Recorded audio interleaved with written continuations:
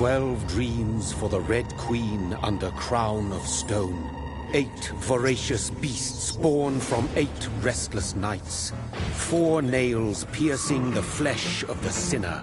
1 prayer for the summoned, called by this song. 'Tis perhaps the countdown to oblivion for the once proud city of London. 'Tis perchance her inhabitants' last dance alone to face death and pestilence. Confronted by the eerie and unknown, mortals became desperate for answers. A flock's flight makes for an omen, the falling of a star a dire presage. Turning to priests for interpretation when there was no reason to be found. When religion failed, men turned to science. I saw them build such vain cities, crafting machines made for endless war. New questions flourished as old answers withered. What is darkness but lurking sun? What is wall but enslaved stone? What is glass but tortured sand? What is song but a call to arms? What is hate but jilted love? What is life but death pending?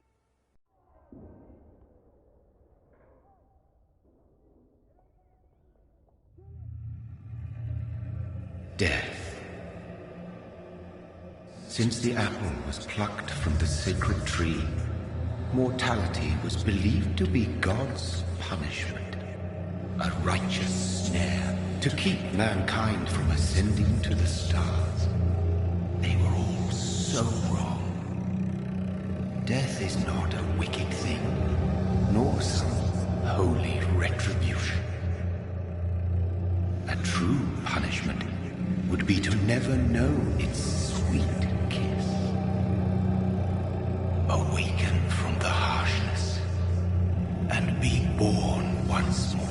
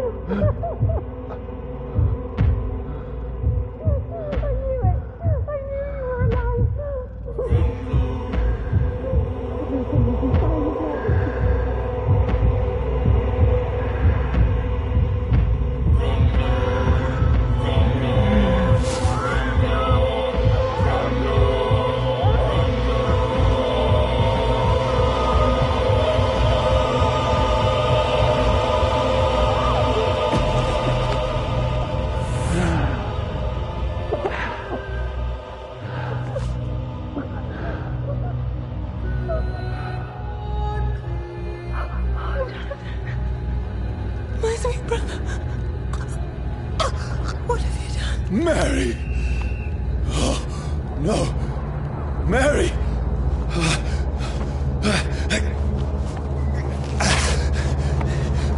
Hold on! Please, hold on! Oh, God. Oh, no. Mary.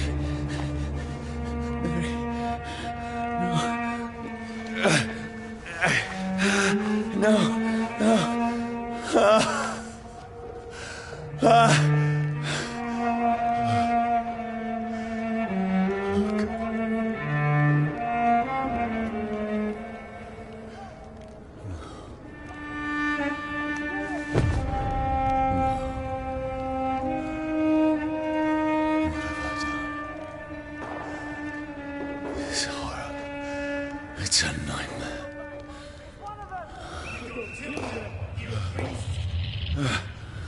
No! Please, a moment, let me explain!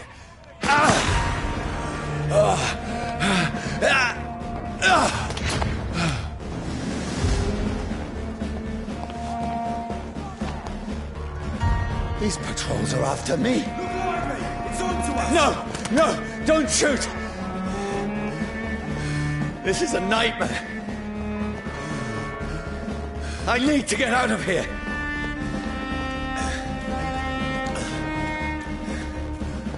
This can't be happening. There's one of those vermin! No! Please! Stop! I mean you no harm. I'm putting it in you!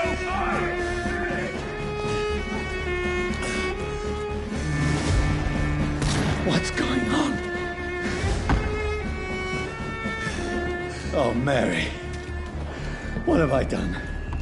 What's all this about? Shit, where'd it go? Now, I can defend myself. Tricky bastards! Kill the thing! Over there! Who are you? Stay back! Sorry, but you left me no choice.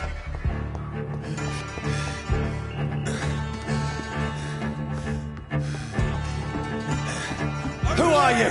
Stupid beast! Sorry.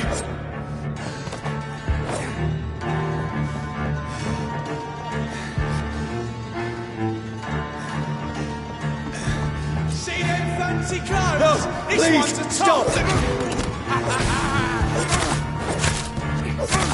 Who are you? There's one of them vermin!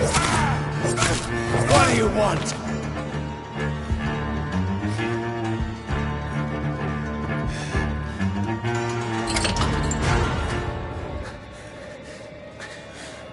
I mean you no harm. I need help. Die, you fucking leech! Please, listen to me. I can't make any sense of this. Shut up, beast! Who are you? What is this all about? What in God's name? I'll do the rest of the job. Just leave me.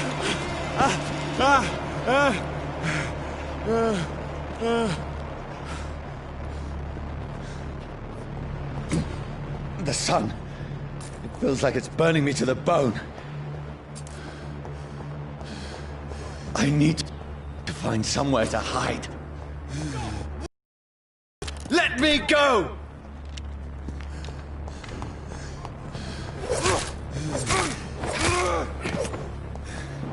I need to find shelter.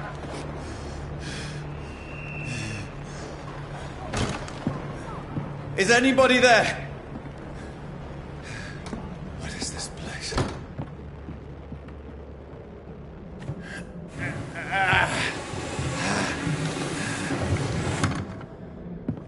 The place seems abandoned. I should be safe enough here.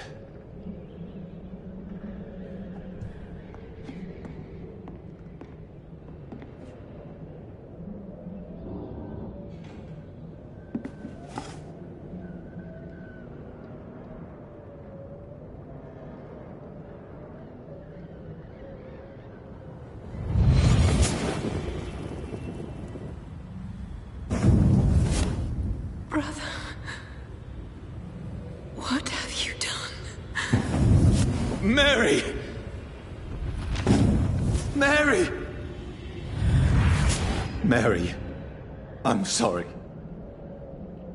Whoever did this to us, I will find them.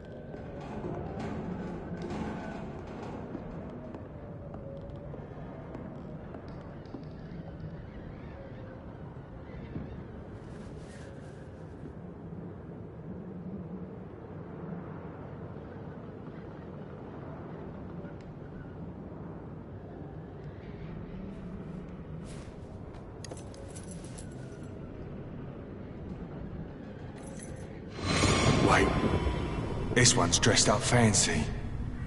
Let's run through his pockets. Picking the dead's pockets? Are you serious? I've still a rent to pay. He's got no more responsibilities. What's this? Gold watch. Beautiful it is. We fancy it and share the takings. I suppose we are undertakers. Now, give him an Eve.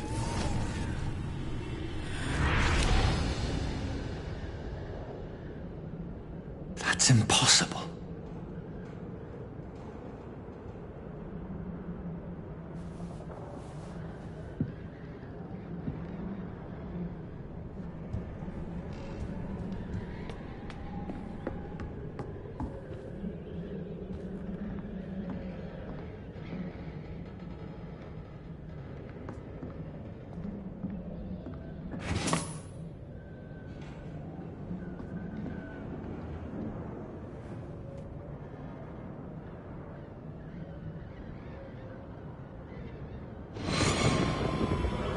Dreams for the Red Queen that sleeps under crown of stone, that she might linger longer, her eyes as white as gold. Who goes there?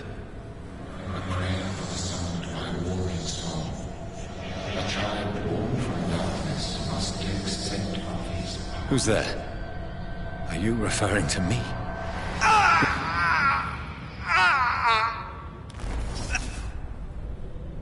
No! No! I still have so much to accomplish.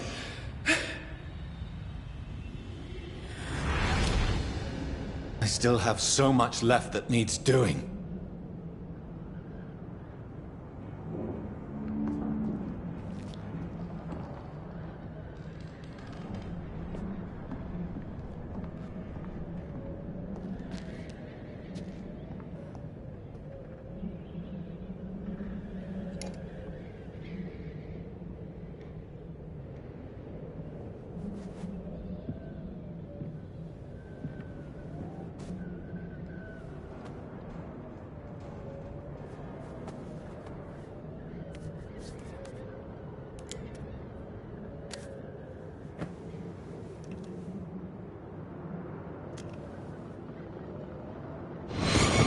Johnny, this one's lost. We need to leave. And now! No! There's time. I can save him. That's the enemy coming! The orders are to evacuate the hospital! Done. He'll live. And now what? We fight. Killing is a hell of a lot easier than healing.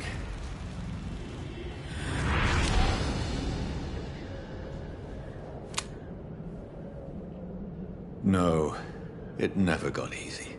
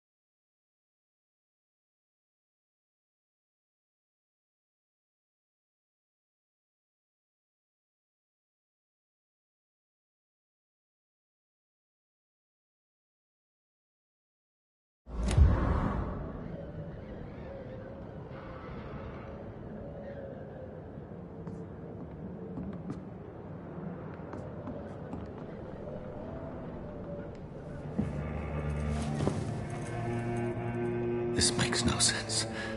None of it. No sense at all.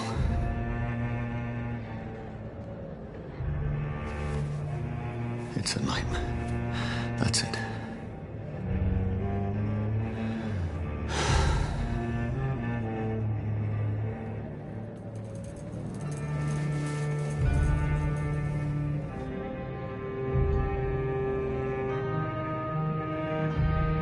So be it.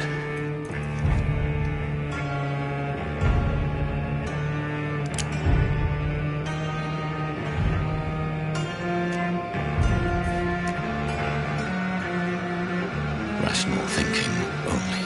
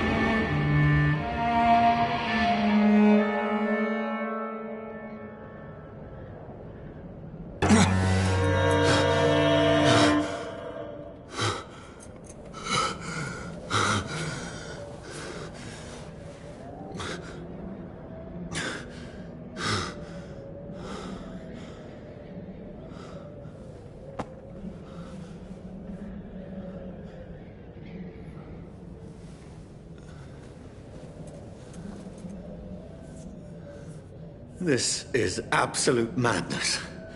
I've lost touch with the real. Madness it is, as mad as the moon, who takes blinding sunlight into a glowing red flesh.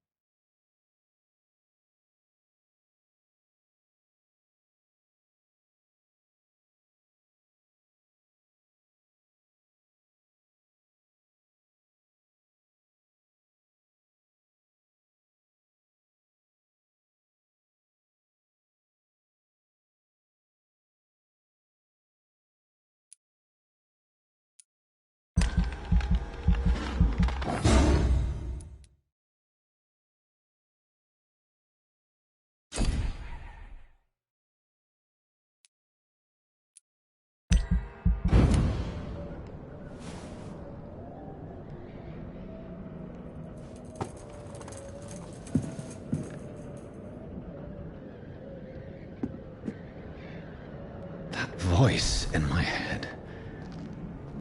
If I'm not mad, then it must belong to the one who made me what I am. I must find him to understand what I have become.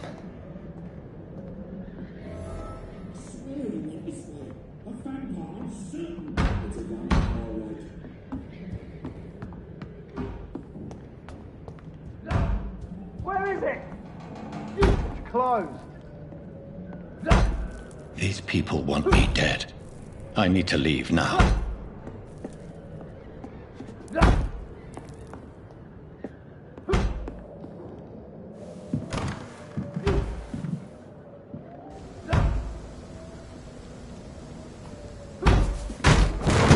Here's the leech. Here! Come on, you!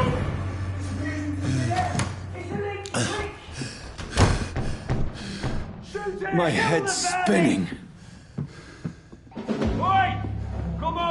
forward!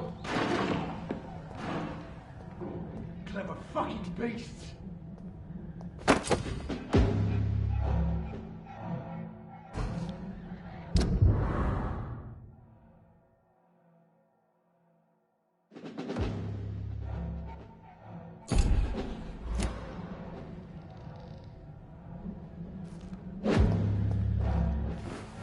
I'm still in Southwark. I must reach the West End. Go back home. Over there!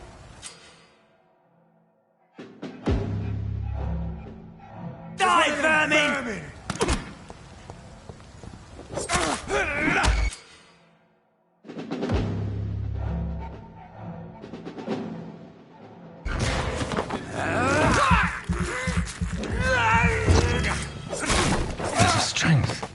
Strength I never knew I had. It's dead, right? It ain't human! Kill it!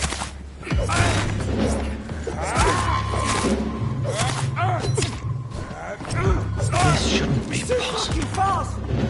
Every sinew, every fiber of my being is afire.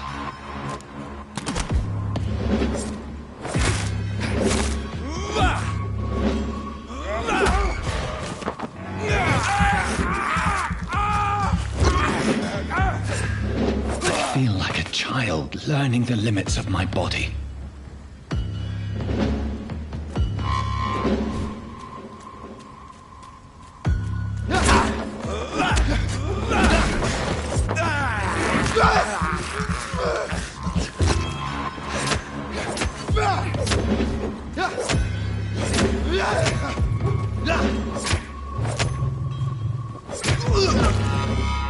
My strength, my reflexes. I'm not human anymore.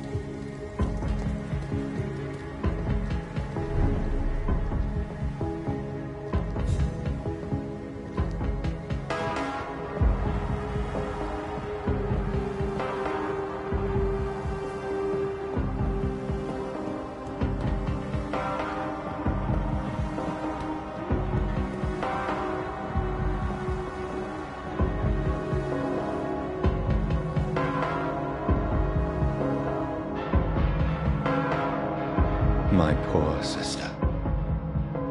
If only I had controlled my need for blood. Mary, someone will pay for what happened to you. For what happened to us.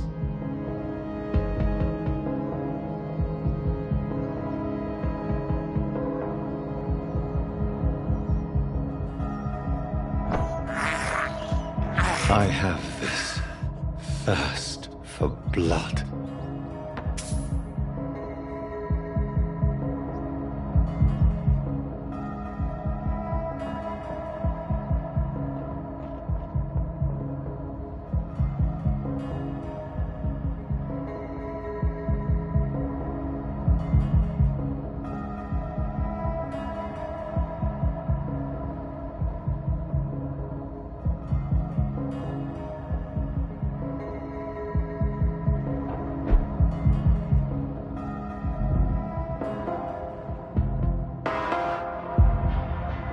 The dizziness from the jump.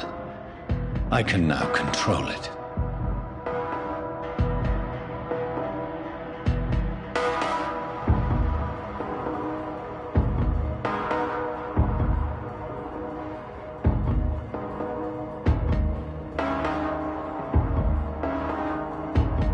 What will London have to say to me? I've so many questions unanswered.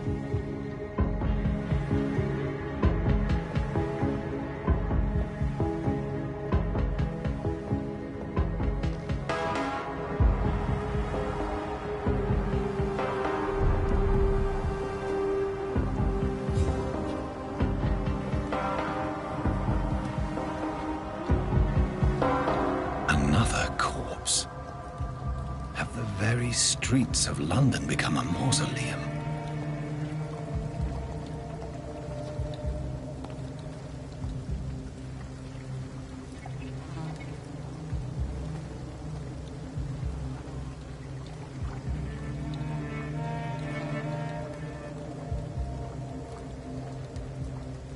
The man has been drained of all blood, but I can still smell the scent of it. I follow the scent's trail. Perhaps it will lead me to my assailant. Fresh blood. The smell is so strong.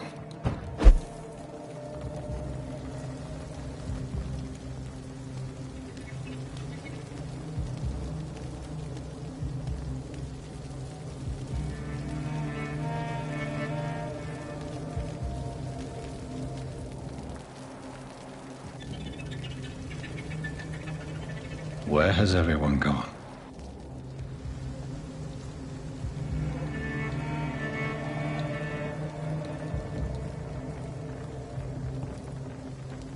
According to the blood patterns, that's where the victim was attacked. So that must be the killer's trail.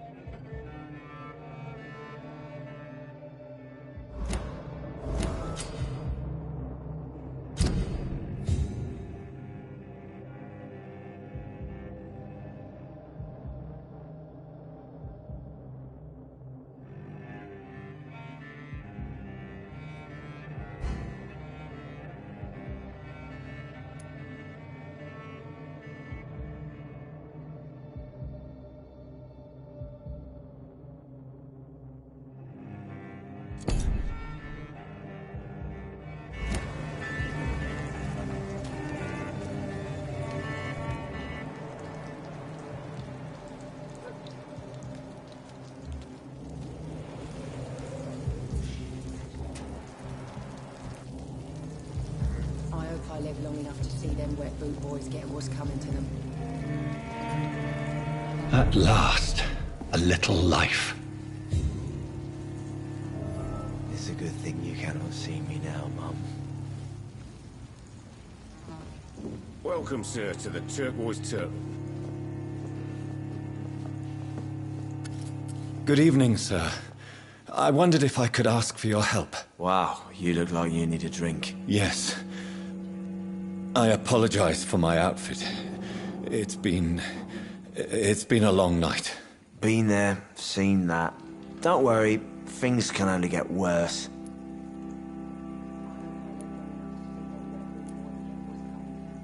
What's going on around here? It's like everybody is hiding. You must be new here. Have you not heard about the murders? Everybody fears the return of the sewer dog. Who is this sewer dog? It's the local bogeyman. Convenient answer for every crime that happened for decades. You murdered someone, blame the sewer dog, eh? You make it sound like it's a fairy tale. People will always believe in monsters. It's easier than accepting their own darkness. We can all be monsters. Has anybody entered the bar recently? Can't say. Sorry. I spent the night making love to that gorgeous bottle, see? This is important, sir.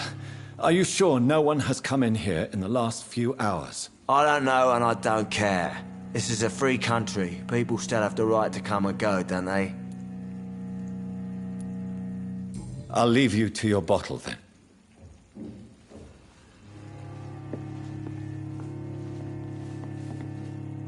My God, sir, you look like Jonah's whale just spat you out of hell. Can I get you a drink? No, thank you. I'm not thirsty. Well, grab a chair and get some rest. This is going to be another long night. Why is it going to be a long night? You must be new around here. Don't you know about the murders?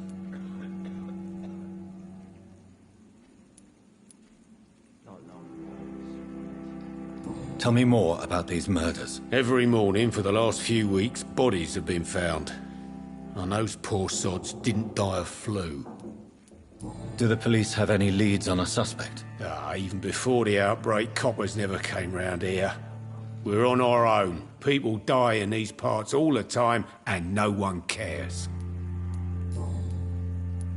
Where am I? Where is this place? You're at my bar, sir, the Turquoise Turtle. The last ray of light in this dangerous part of town.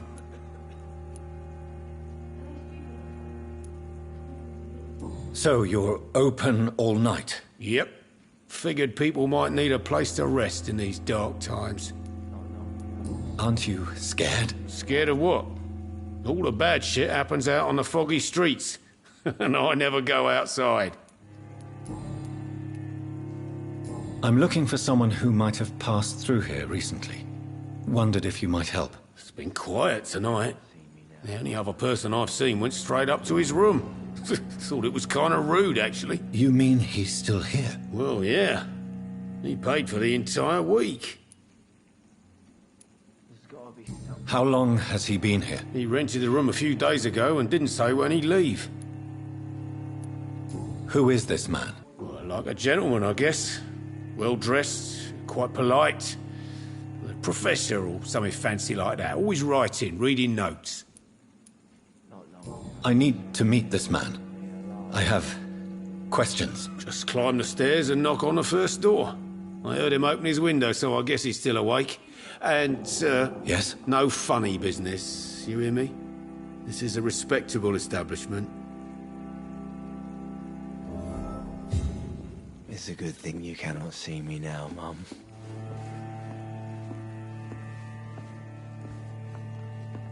I hope I live long enough to see them wet boot boys get what's coming to them. Damn it. I think drink no longer stirs me.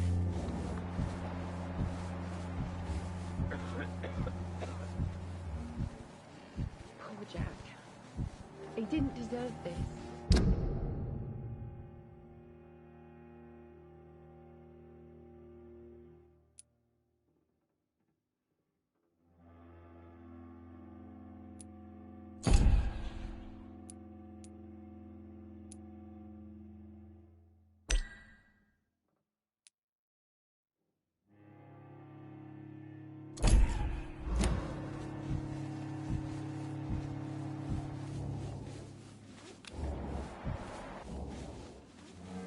Not long ago, this sort of mess would have given me...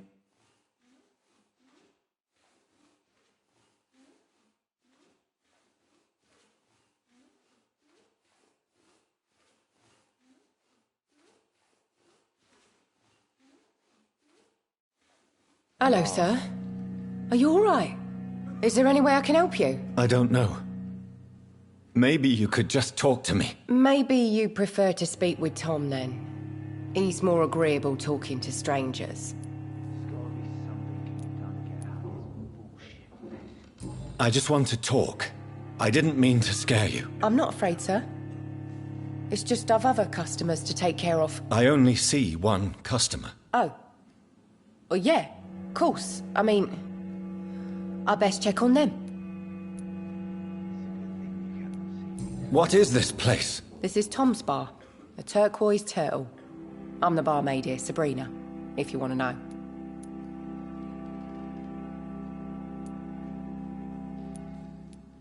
You don't seem to have much business. Where is everybody? Well, most people are sleeping right now. And those that are awake tend to avoid going out. What with the murders and all. Are you always open this late at night? No, it's only since the epidemic started. Tom thought that people may need a safe place to stay.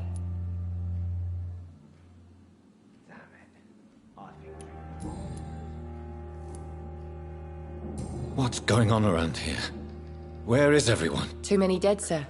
First the epidemic, and now all these terrible murders.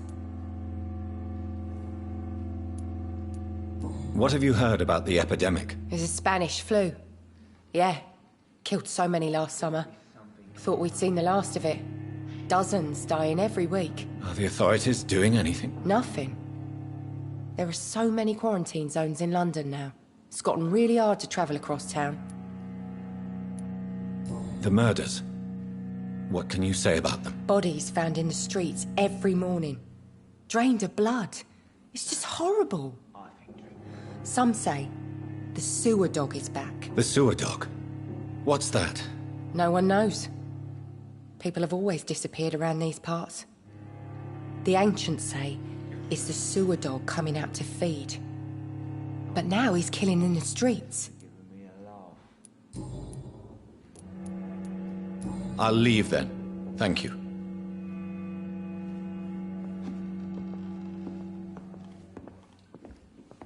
It's a good thing you cannot see me now, Mum. Poor Jack. He didn't deserve this.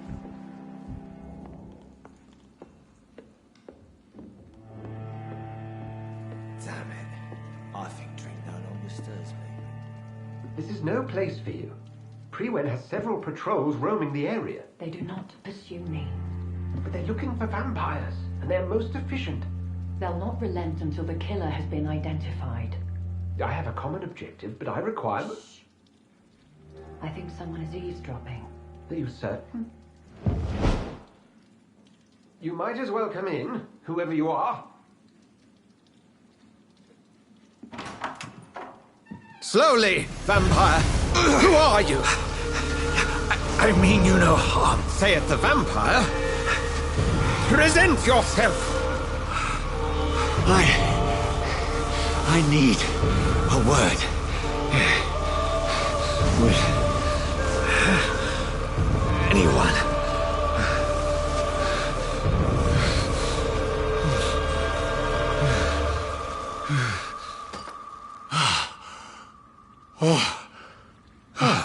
Well, that's something I can do for you.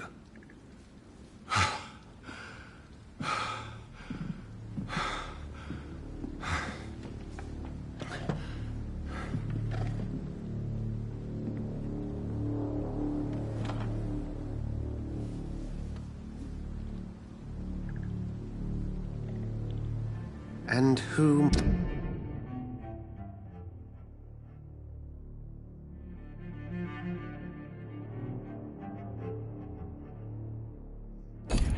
might you be?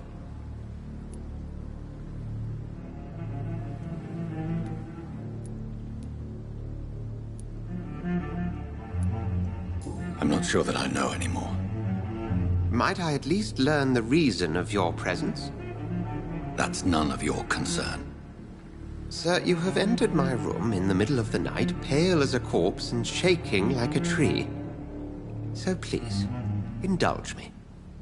Someone is molesting people. In fact, killing them. Biting them. The calling card of a vampire. Like you.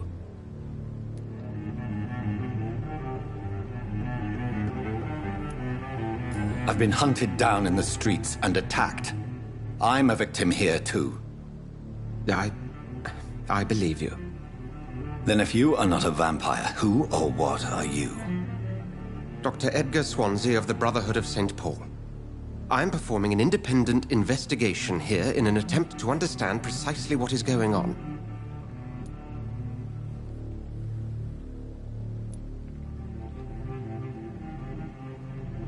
And what exactly is this Brotherhood? Sir, if the name is not familiar to you, then we shall discuss it another time.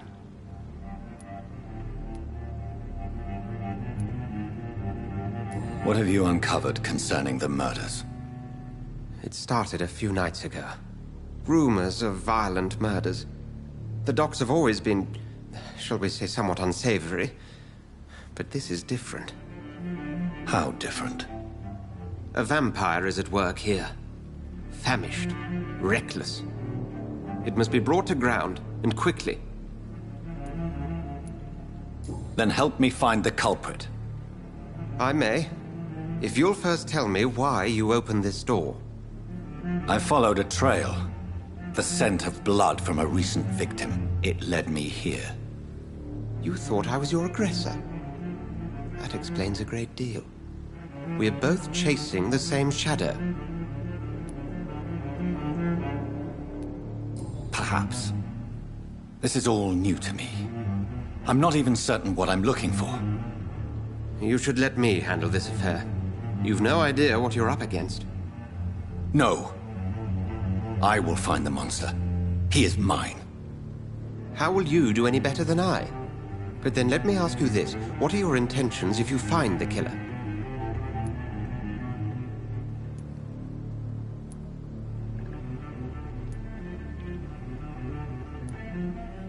I'll end him. Then I can only wish you good hunting. And pray we shall meet again.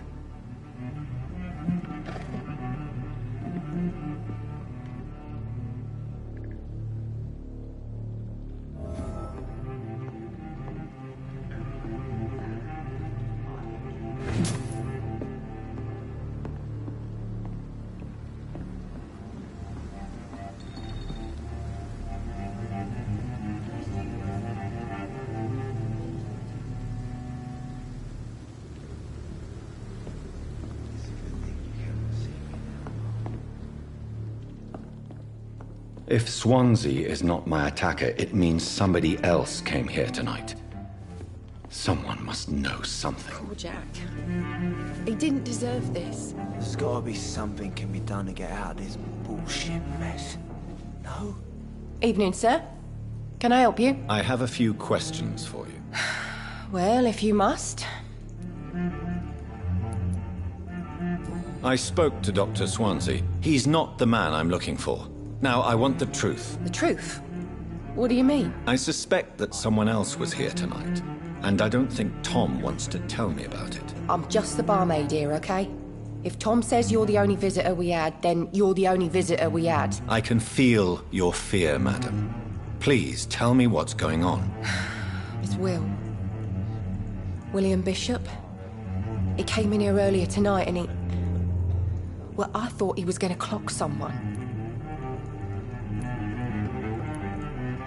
Why are you so afraid? I mean, his skin. His hands. I scrubbed every glass and every chair that he touched. God, I hope it's not contagious. What happened tonight? He was dead drunk, as usual. But my God, his eyes. His face.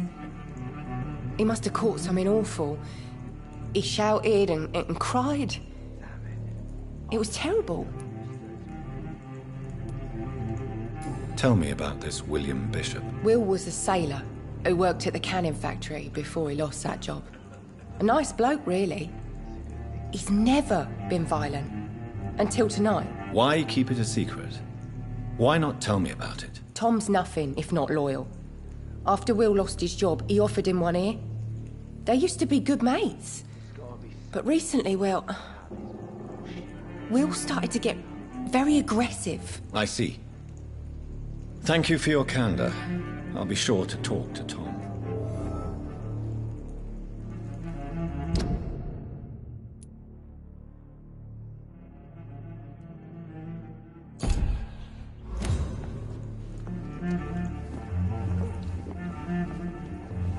Not long ago, this sort of... Welcome back. Did you find what you were after? I can't say I have. Are you sure no one else came into your bar before I arrived? Hey, I told you, you were the only other stranger I've had.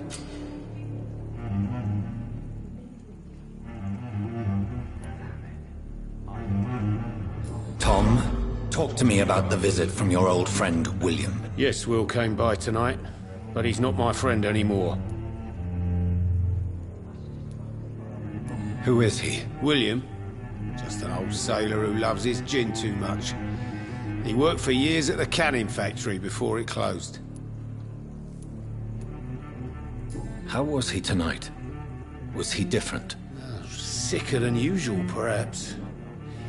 He whined and mumbled about how mean people were to him and how he'd like to talk to me outside, and then he left when I refused. Is he dangerous? Yeah. Like many drunks, he's all bark and no bite. He can barely stand up most of the time.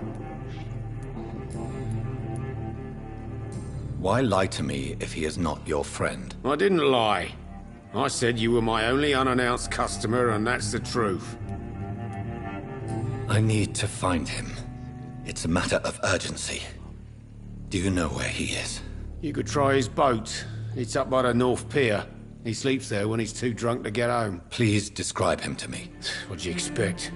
He's a tall, sick bastard with a bad rash and torn old clothes. William used to be strong. Now he's a mess. Thank you, Tom. If you see him, tell him I don't want him back here unless he cleans up his act, okay?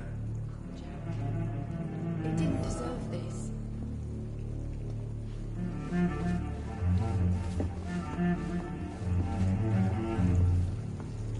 Damn it. I think drink no longer stirs me.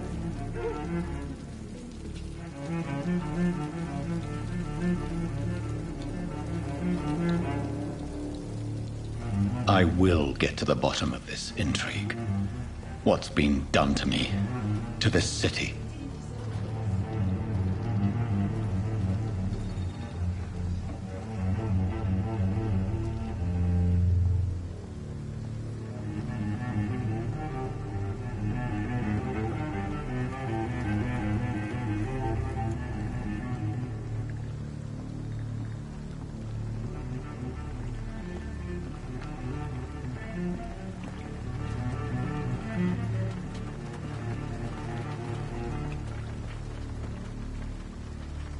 The body is still warm.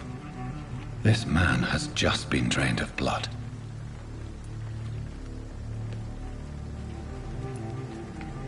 What's this? Some sort of note.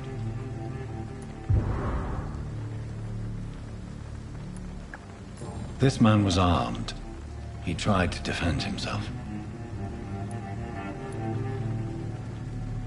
This corpse has been dried of its blood, just like the previous victim.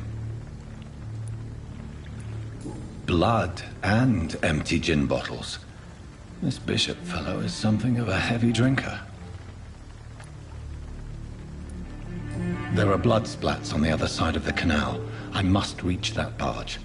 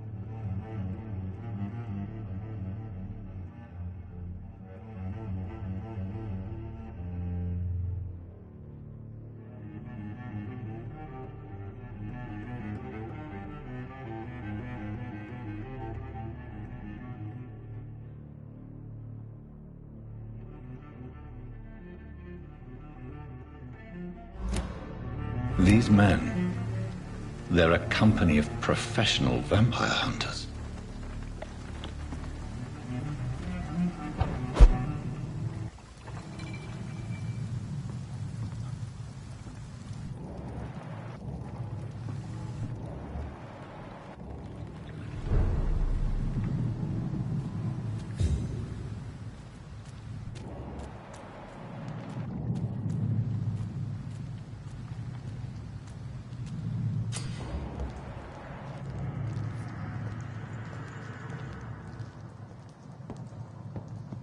Over there! There's one of them.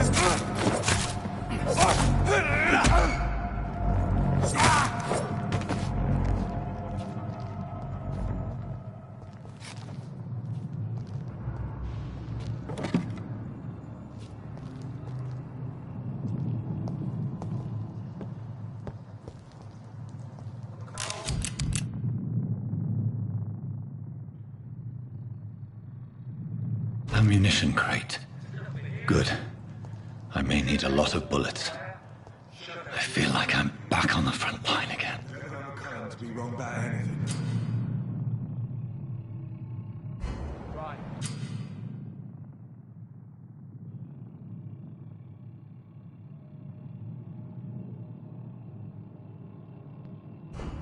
No time I can remember. But I've only been part of the guard 3 weeks to the day. All the more reason to shut it, Mr. Billy. If the man says a bloodsucker's dug in here, you've but one job, and that's to find it. And find it fast. It's fair enough, Tom. But why do they hide where it's so damn cold?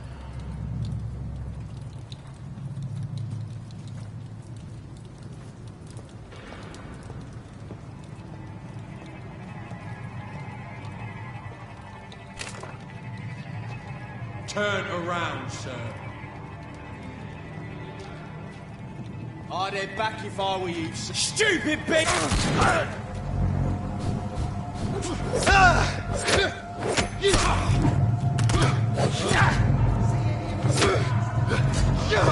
Finish it! What's some of this?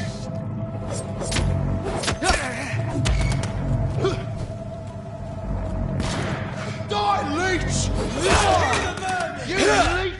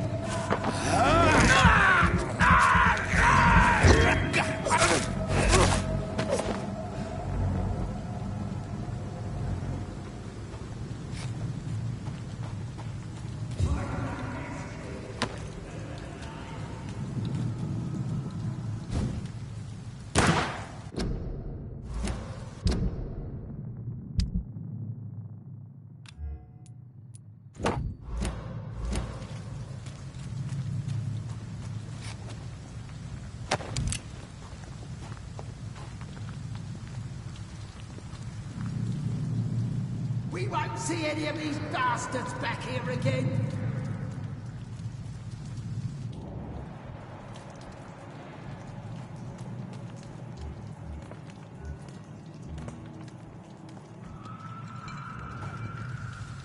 That's this nest of them cleaned out.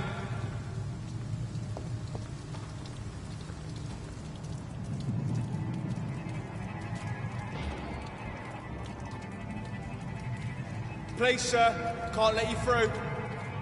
Leave! Watch out!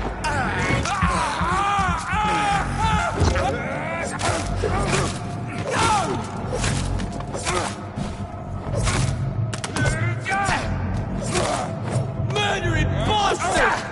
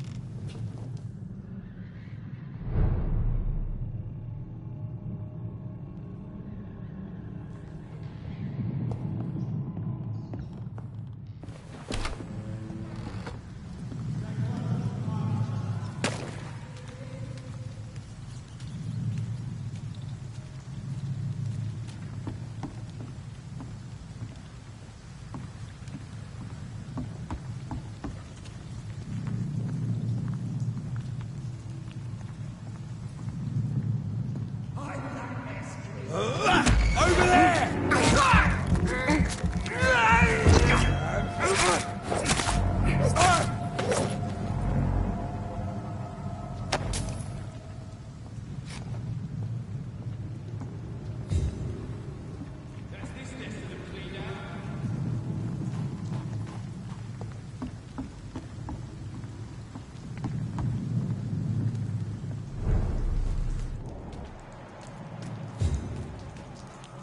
Fresh blood.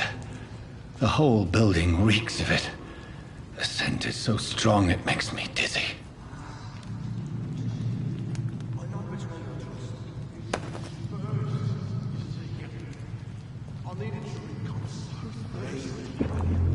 As one, we shall overcome this. We've done it before. I had a drink outside tonight already and it did not quench my thirst. I must have more. Oh, dear God. Not again. William, please stop. I promise. You are my dearest friend. You're my last and dear.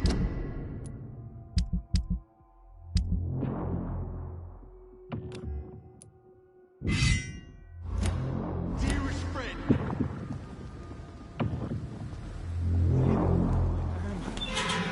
This place reeks of bloodshed.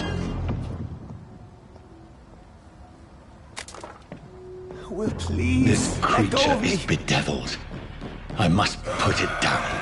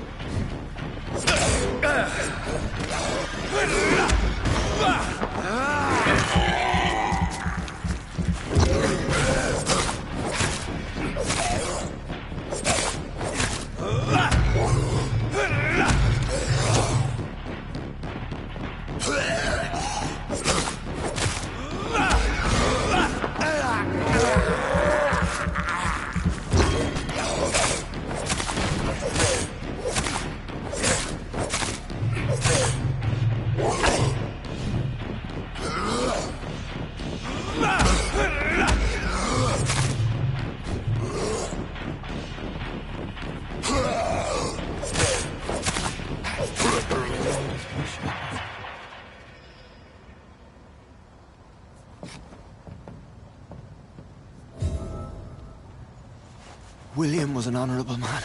I could have saved him. Mr. Hampton, are you in there? I knew him well, another lost soul, a kindred spirit. Sir, listen to the sound of my voice. I'm a doctor. You're suffering from shock. I must return to my flock. They'll stray without me.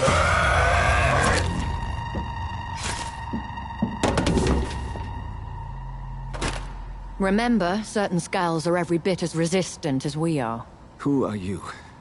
What do you mean by Skal? You truly are a newborn. I should have realized. Wait. You are the woman from the bar. Are you like me? Can you help me? I believe, sir, I already have.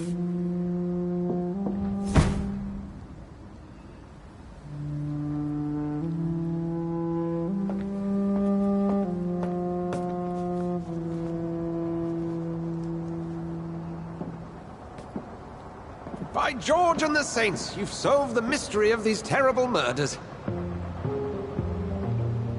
Patience, good fellows, I've come to offer help. Just give me a moment to secure my boat. We can leave this awful place. William was not the evil man they claimed. He was just taken by the thirst. He needed his drink. This man requires medical attention. We'll see he gets to the nearest hospital. No, please, I must tend to my fold. My flock needs me. There, sir. Go with the good Dr. Swansea. He's resourceful, and I'm sure he'll take good care of you. You'd best come as well. The sun is soon to rise, and you'll need a place to rest. I just need a moment. If I can learn something about what has happened to William, I'll be a step closer to understanding what happened to me.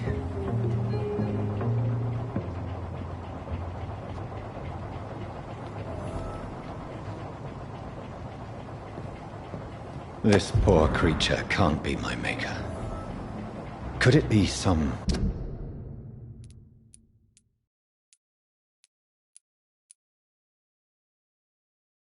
subspecies of vampire?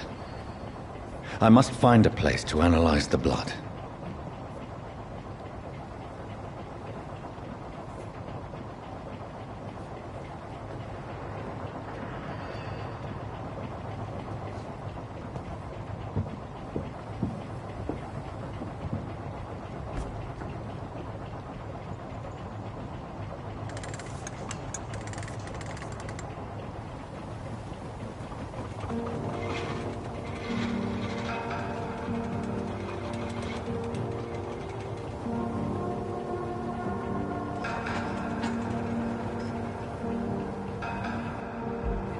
Where are we headed?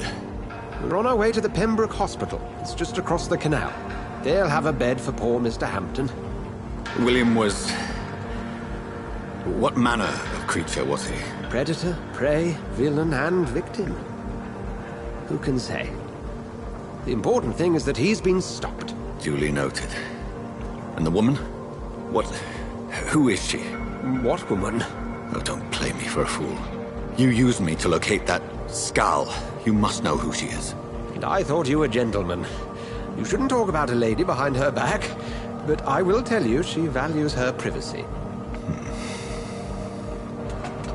Were London as peaceful as she appears from the middle of the canal? If only that were the reality of the situation. To be honest, I've always tried to avoid this part of town. Pembroke Hospital is the last bastion between the rest of London and the epidemic. The flu has decimated the East End and the war still rages. Welcome to the front lines of a plague. This is where you work, Dr. Swansea? I am the administrator of Pembroke Hospital. I thought you were here in service of your mysterious order, the Brotherhood of... Of St. Paul's Stole, yes. But first and foremost, I'm a man of science. A physician, like yourself, Dr. Reed. How do you know who I am? No need for modesty. You are Dr. Jonathan Reed, a surgeon of some caliber and renown, if I'm not mistaken. You are correct, sir. I knew it! I had my suspicions. But when you took the blood sample from the corpse of poor William, I was certain. Dr. Reed. Marvelous. Have we met? I attended 3 of your seminars before the war. I have the utmost admiration for your research. And what a turn of fate. England's most esteemed blood specialist returns to London a vampire. That word, again, from a so-called man of science. I understand. Traditionally, the role of science is to refute myth, but when myth walks among us, the Brotherhood of St. Paul has dedicated its purpose to their study. There's so much for you to learn. Of that, you are right. Well, then let me be blunt. Join my staff at Pembroke Hospital. As a physician. I suspect you'll not find a better post of employment to contemplate your predicament. This is sudden. I was returning home to see my sickly mother. But alas, that was before contracting this... affliction. Dr. Reed, take a moment to consider. The post would be for the night shift, providing a good explanation for your absence during daylight hours. You'll be adequately reimbursed, and have a place to hide.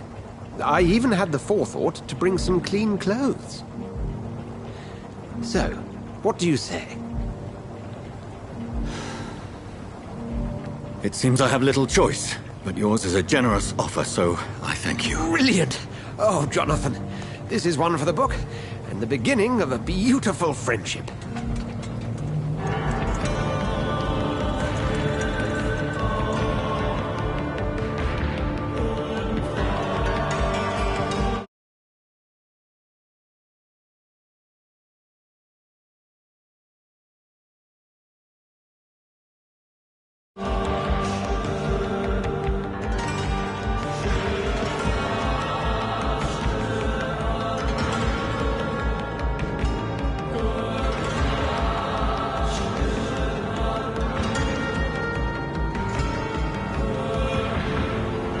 Dr. Swansea, thank goodness. I was beginning to be concerned. Worry no more, Nurse Crane, for I bring good news. Oh, Doctor, what a night. We lost 2 more patients. Nurse Scow said she couldn't take it anymore and resigned. Yes, well, I'll make a new rota in the morning. In the meantime, find a good bed for Mr. Hampton. Be sure to pay attention to his needs. Of course, Doctor. Oh, and Dorothy? Yes, Doctor? Dr. Reed here has just returned from the front. He served King and Country and will be joining us here at Pembroke. We're very lucky to have gained a surgeon of his talent, and one so experienced in blood transfusions. That is good news indeed, Doctor. Oh, yes.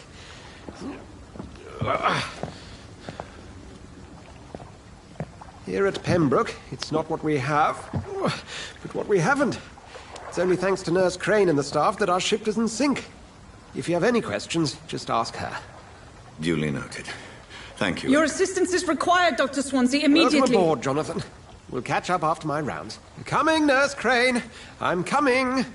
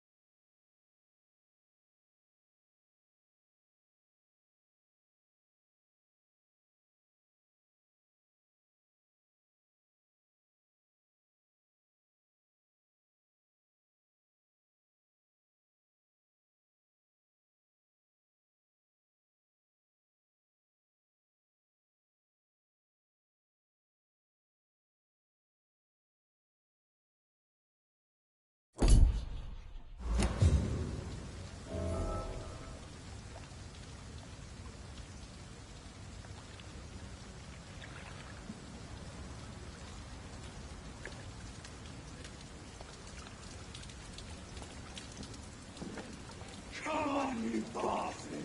You can do better than that!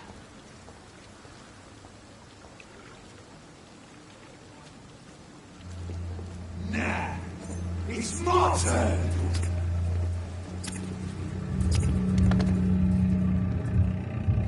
Rotten or pristine, each heart contains the seeds of life. Drink at this river, try it all.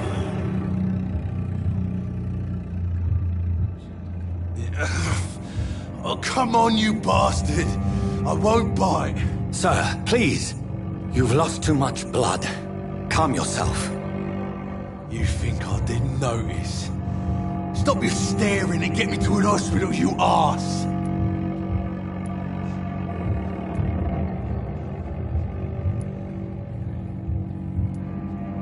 Insulting a good Samaritan. Not exactly the way to get rescued. All right, sorry. I am in pain here. Me guts are spilling out onto the street and you're yabbering on.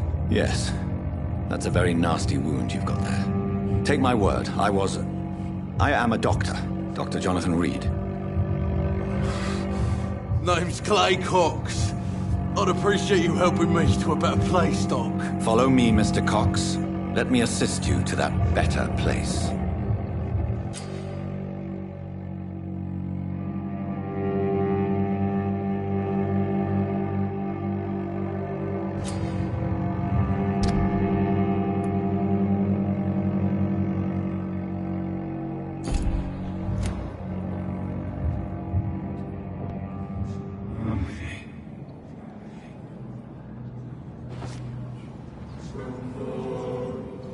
Bring this fading light into the shadows. Dance with him the dance of life and death.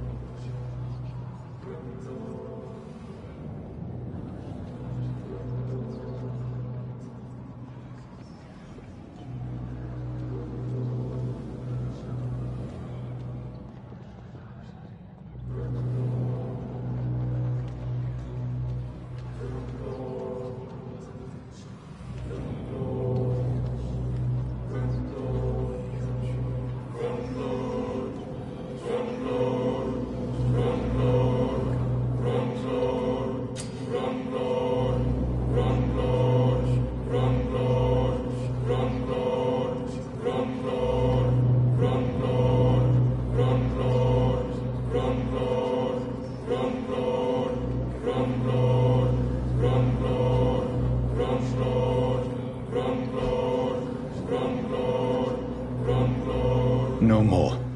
Not tonight. Not like this. I will not take another life.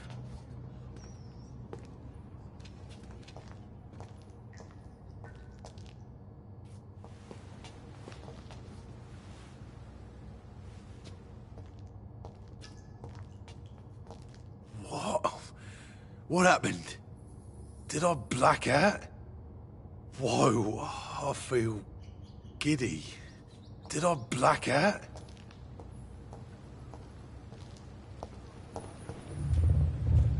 It is wise for the huntsman to sometimes let his prey go, but no famished hunter can run for long.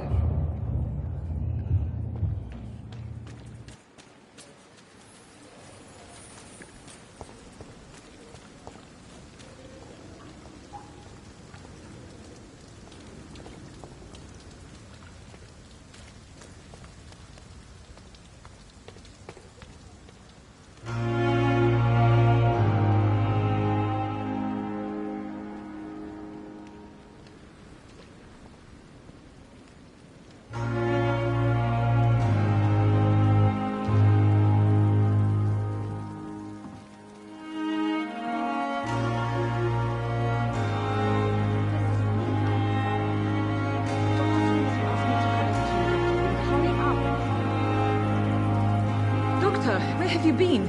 I've little time to play hide-and-seek with new staff members, no matter how illustrious they may be. I found a wounded man by the docks. He answers to the name of Clay Cox. He requires urgent medical attention. Already making the rounds?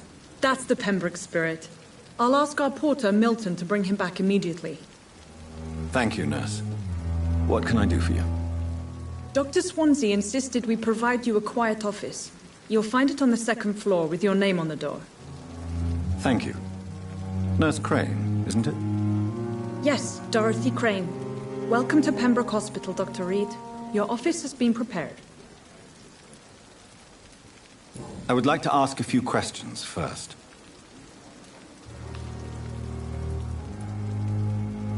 What kind of man is Dr. Swansea?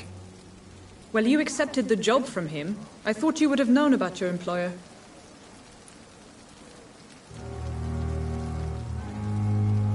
It's right to assume Dr. Swansea knows far more about me than I do about him. You'll get to know him soon enough, and better than me. The administrator has better things to do than mix with us.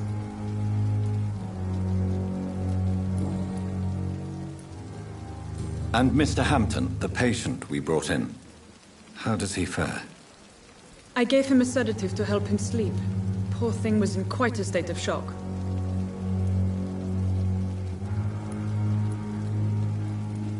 If you could point me in the direction of my room again, nurse. Second floor of the hospital, left after the stairs. It's the last vacant office at the end of the corridor.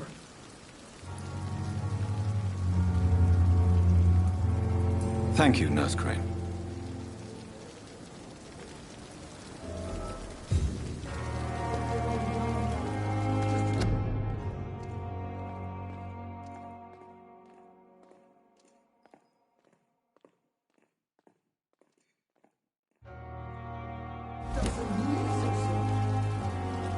Another night of the glorious battalion of Pembroke.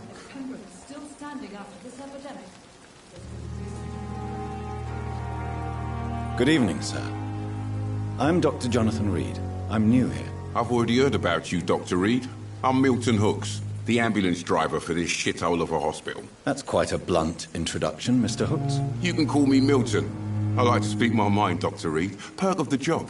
Don't judge me, and I won't judge you. I'm not sure I understand what you're talking about.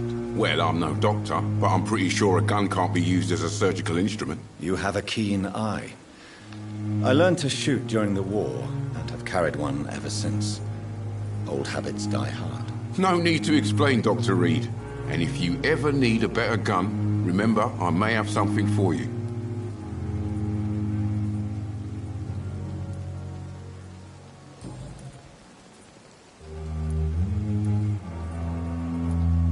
How is the situation around here? You want to hear the situation is all right? It's fucking awful. We lack everything, and it's getting worse every day. So what do you do exactly in this hospital? Apart from smuggling guns, I mean. I've been an ambulance driver since... too long, I guess. I bring sick people here night and day. It's a dirty job, but I get it done. Most of the time.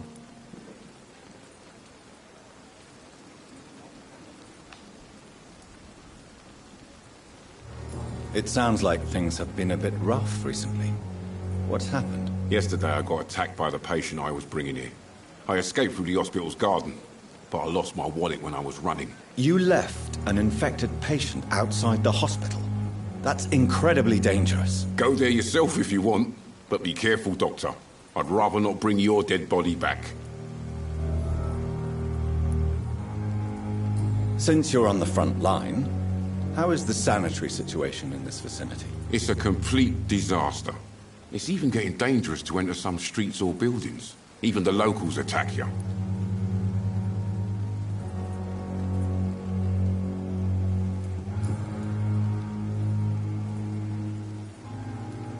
Are you really smuggling weapons through the hospital? And why not? I've already been attacked by patients, you know. And by gang members willing to steal my money. But you're not defending yourself. You're selling guns to civilians. You keep people alive your own way, Doctor. I offer them another way to protect their health.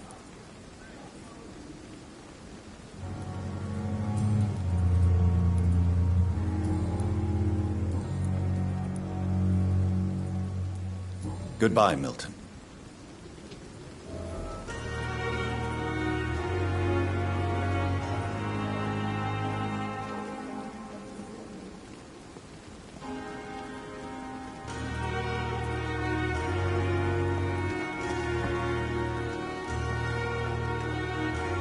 Good evening, nurse.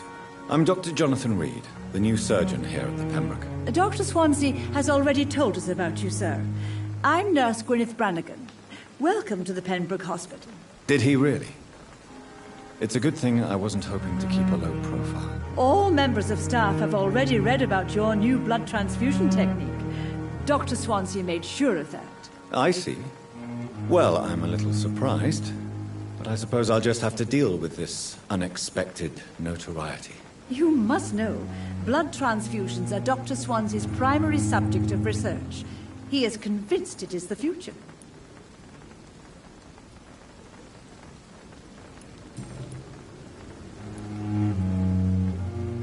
How are things here? Not good, to say the least.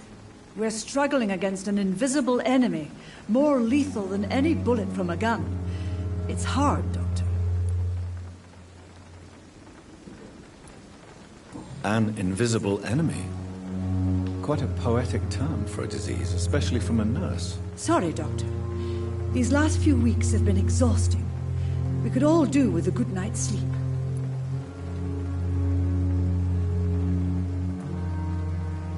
Do you think this hospital can survive the epidemic? We are all volunteers here, and we're trying to hold fast, but how do we beat an invisible killer? Some nurses have already resigned.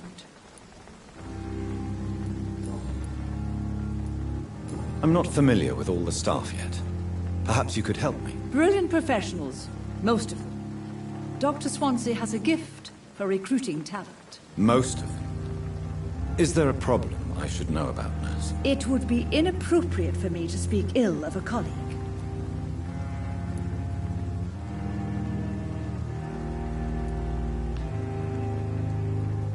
Nurse Brannigan, if you do know something, please tell me. Anything you say will be held in confidence. No. I may disagree with some conduct, but in the end, everybody is doing their best.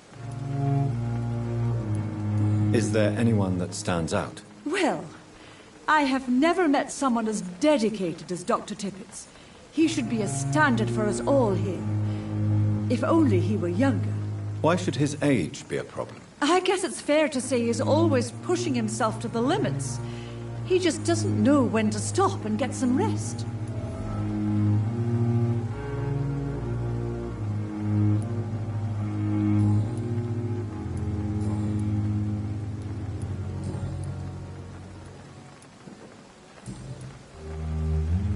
Goodbye, nurse.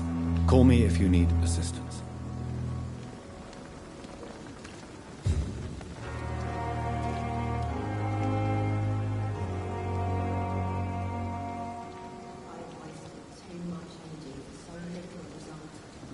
Dr. Swansea is right. This place seems perfect to conduct my research. So many deaths on every street. And what of my own life? The daily routine.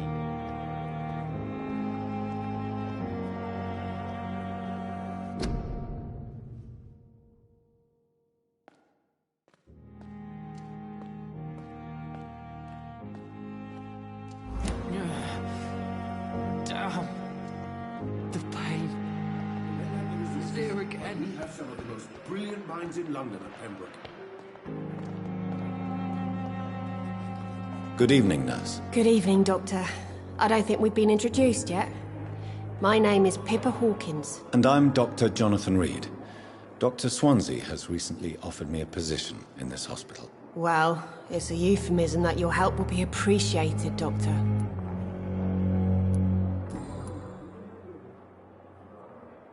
How would you describe the situation at the Pembroke Hospital? It's serious. The flu is wreaking havoc amongst the staff and patients. We are running out of everything.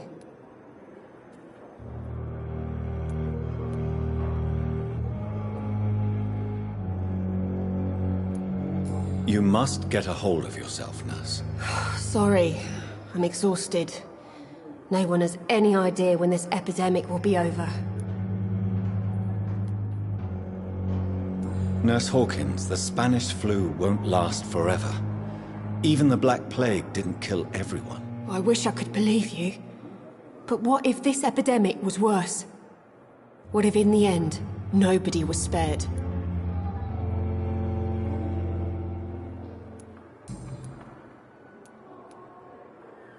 How is the Pembroke staff coping with the epidemic? Well, not well. Milton, the ambulance driver, is even more grumpy than usual. Especially concerning doctors.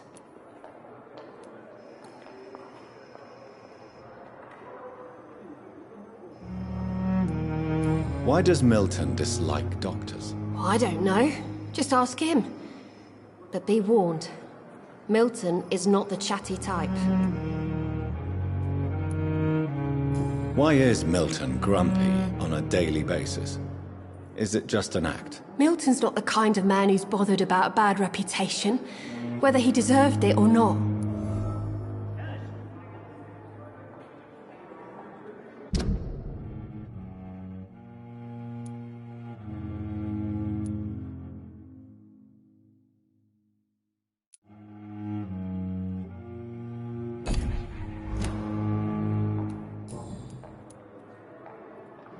How long have you been a nurse? Well, long enough to see that the epidemic is winning.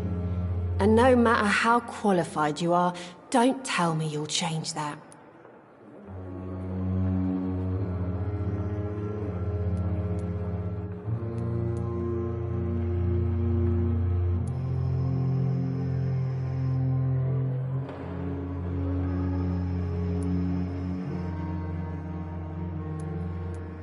You'd be surprised what dedication can achieve, Nurse Hawkins. In medicine, sometimes we're just a test result away from a miracle.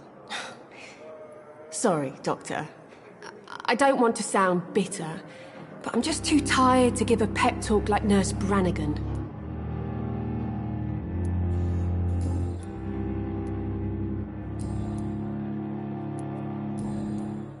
Goodbye, Nurse Hawkins. Come now, we can handle this.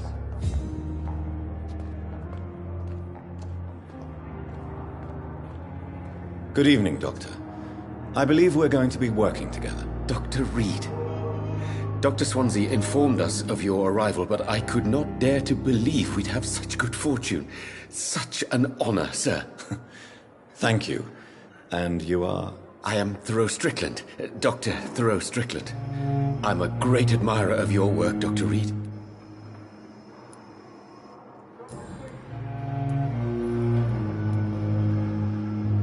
What can you tell me about the Pembroke? Well, it has always been an honor to work with Dr. Swansea. But with your arrival, I can't think of a better opportunity to learn about blood transfusion.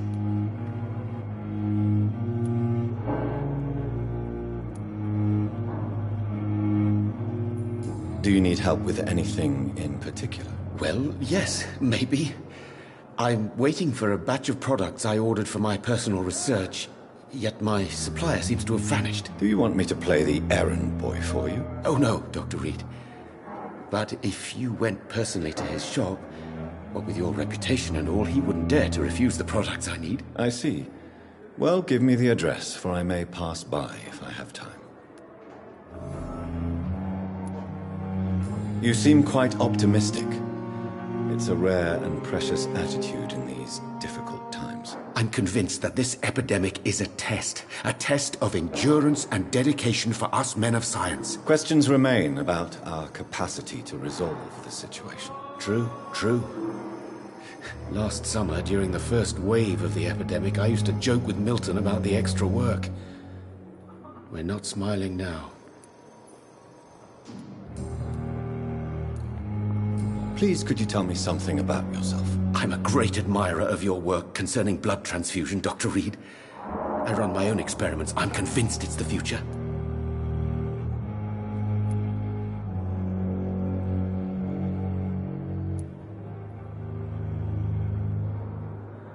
I based my technique on my mentor's research. He helped me perfect my method. What is yours? I'd rather not talk about it. For now, it's just theories and first approach. My process is purely experimental and unsuccessful. As long as you're cautious and methodical, you may remain empty-handed, but you won't fail. You're not the first one to warn me, but I am convinced knowledge is the main weapon against the ravages of this epidemic. What made you choose to be a doctor? I'm not ashamed to admit you and your work have inspired me. I am honored to have the opportunity to work by your side.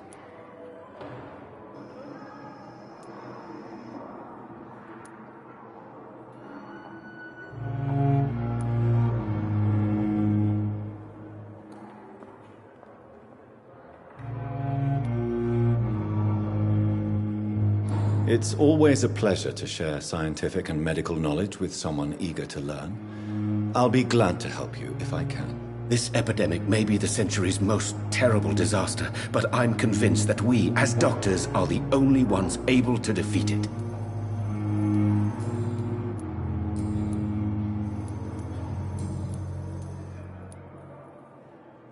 Tell me more about your willingness to experiment with new medical techniques. Harvey Fiddick is a patient suffering from a severe injury that could cripple him if not treated correctly.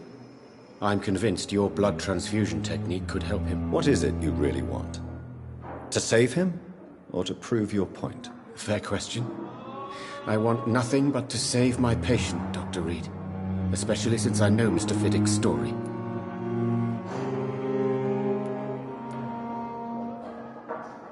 Tell me Mr. Fiddick's story. Our first diagnosis was compromised because Mr. Fiddick lied to us about the real origin of his injury. He first claimed it was an accident. But why would he hide such crucial information from us? Because he is a proud father, ashamed of putting his children at risk because of his own negligence. This personal involvement could also appear to be a lack of impartiality. You must know that a good surgeon must remain neutral. I agree. But that does not excuse Dr. Ackroyd's behavior. A man who did not even take time to converse with his patient. Do you think keeping his distance was a mistake?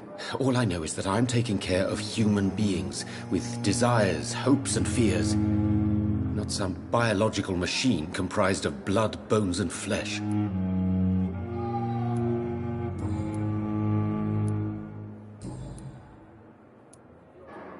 Goodbye, Dr. Strickland.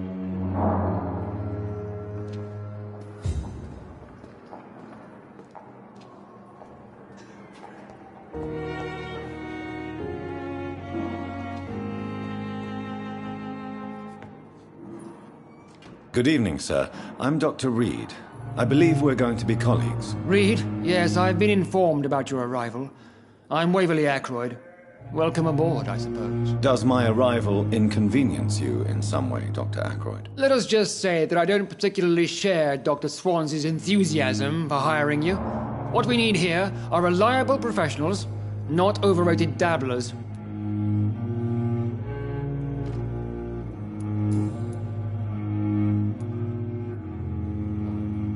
Tell me, Waverly, What do you think of Dr. Strickland's enthusiasm for his experimental research? Strickland is playing with his patients' lives for pride and glory. Now that, sir, is unethical. Are you thinking about something in particular? Harvey Fiddick needs delicate surgery. I believe we should stick to the usual procedure, but my young colleague obviously disagrees.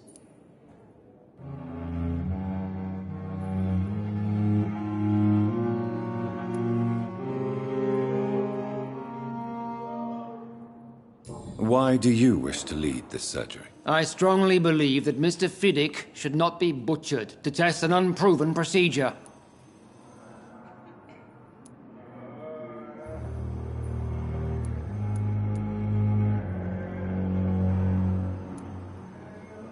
I really hope you're right about this, Dr. Ackroyd.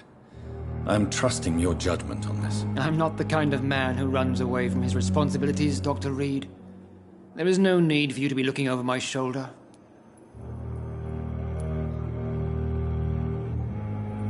And are you not afraid that your rivalry with Strickland may be blinding you? Rivalry? I guess you could call it that. But I will never be childish enough to let my personal feelings affect my judgment.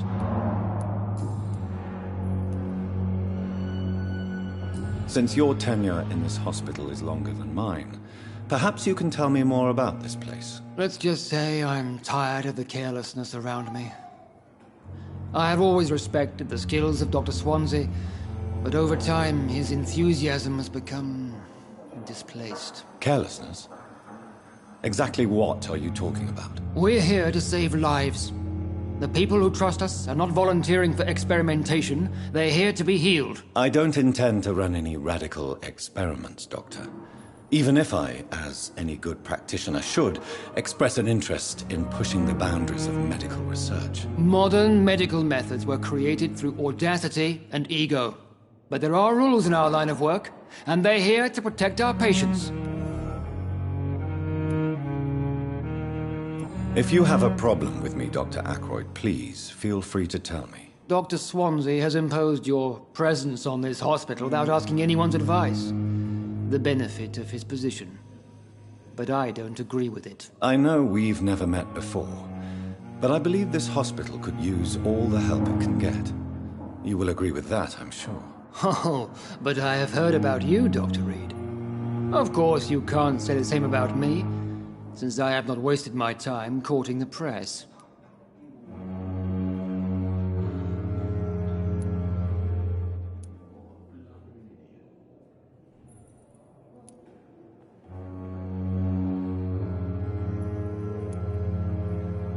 There is no need for such animosity between us. Don't you think the epidemic is already enough to deal with? That is one point we could agree on. And that is precisely why I want to be sure that you will be of help to this hospital, instead of a burden.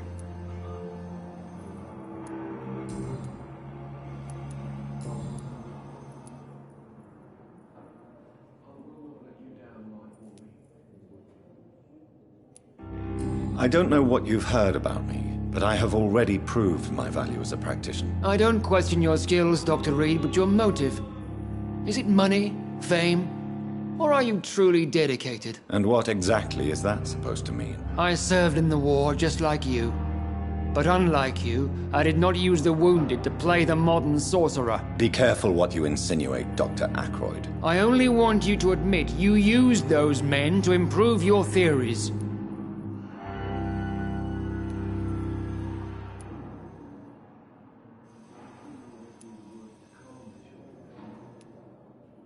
Knowledge has always been and will remain our main weapon, and it has always come at a price. And personal initiative. It is not a question of initiative, it is a question of integrity. These men and women have put their faith in us, Dr. Reed.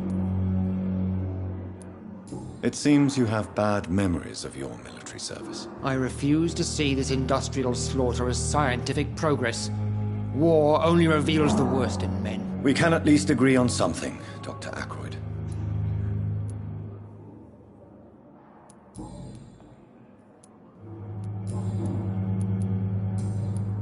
Thank you for your time. We'll talk later.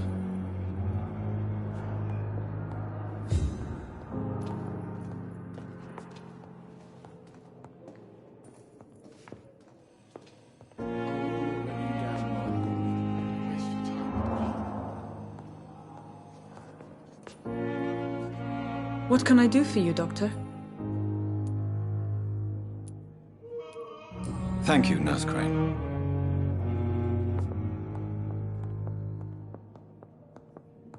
You always knew the words to calm the children, Helen. As for me, what a blundering idiot. Good evening, sir. Doctor. Good evening, sir. I'm Dr. Reed. May I help you? I don't know if a third opinion is needed. Your colleagues are already arguing about my condition. I see. Would you mind telling me more about your situation? I'm Harvey Fiddick. All I want is to get me bloody arm fixed properly.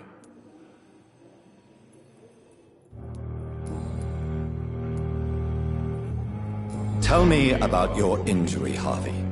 Why do you feel so guilty about it? My wife died because of me. And now I may lose everything because I've been careless enough to hurt myself. What an arsehole.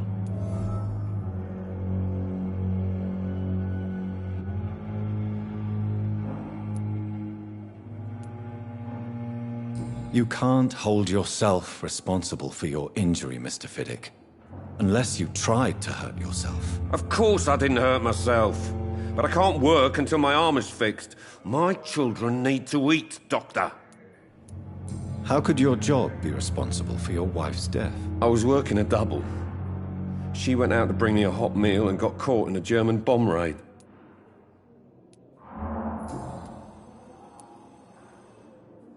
Tell me more about the death of your wife, Harvey. 1915. I was in the army, building workshops for the Royal Flying Corps. Helen was happy I wasn't sent to the front. What happened? The Germans sent Zeppelins to bomb the construction site, but they missed their target. My wife was bringing my dinner when the bombs fell.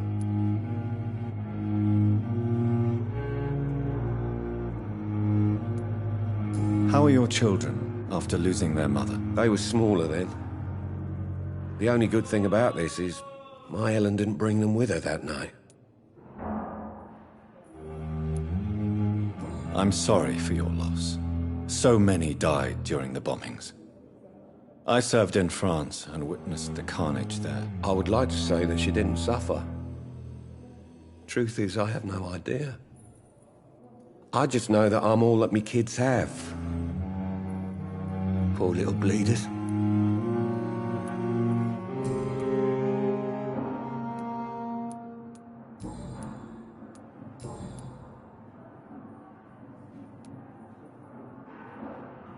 Tell me about yourself, Mr. Fiddick. I'm just a regular guy waiting to get his arm fixed, so I can return to work and to my family. I was more curious about what you were doing before being hospitalized. I'm a carpenter, and a good one too.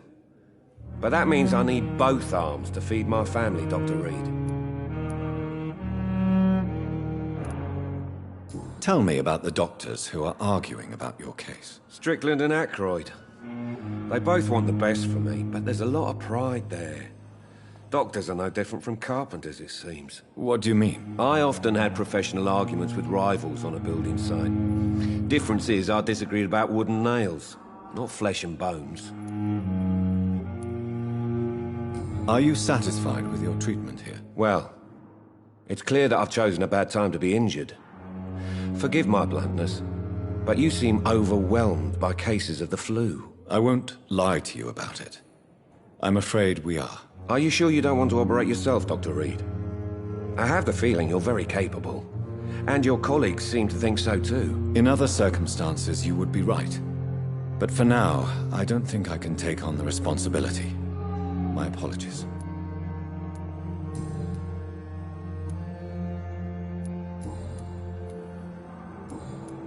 Goodbye for now, Mr. Fiddick. I'll see you later. My sweet girl. Reads me like a book.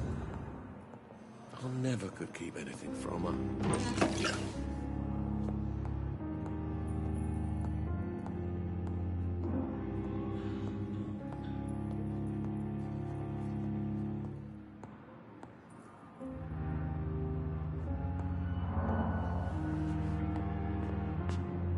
Good evening. I'm Dr. Reed. Can I help at all? No. Really? Why are you here, then? I don't want to talk. My throat hurts too much. I suppose that this pain is the reason you're here. Is someone taking care of you? Yes. And no. Could you at least tell me your name, sir? Mortimer. Mortimer Goswick.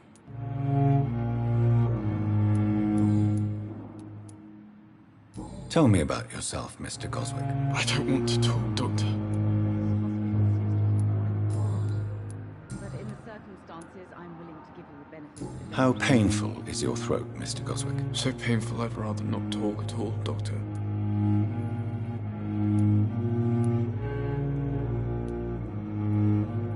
I'm sure you realize a doctor and his patient have to communicate, sir. Would it help if I gave you some paper and a pen? Not really. I see. Then maybe it's not just your throat that hurts, Mr. Goswick. Perhaps your sore throat is just the consequence of something more hurtful. Yes, maybe. But I don't want to talk or even write about it now. I have to go now, sir. But don't hesitate to contact me if you need any help. Don't waste your time with me. Good evening, madam. Can I help you? It's my son who needs you, sir. I'm Dr. Jonathan Reed. How can I help your son? I'm Beatrice Goswick, mother of Mortimer Goswick. Could you check on him, please, Dr. Reed? I've heard much of your talents as a physician.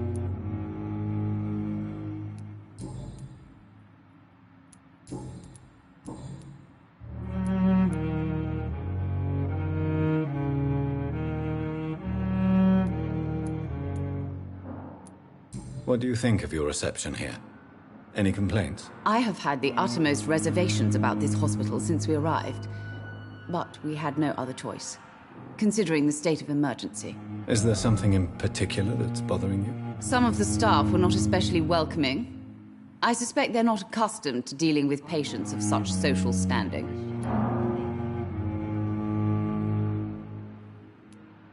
Tell me more about your arrival at the Pembroke Hospital. What gave you such a bad first impression? The ambulance driver was quite rude, for a start. And that nurse, Miss Hawkins, seems to have quite a dubious attitude. What do you mean? She managed to secure a bed for my son despite the epidemic. It was a relief, but it wasn't cheap.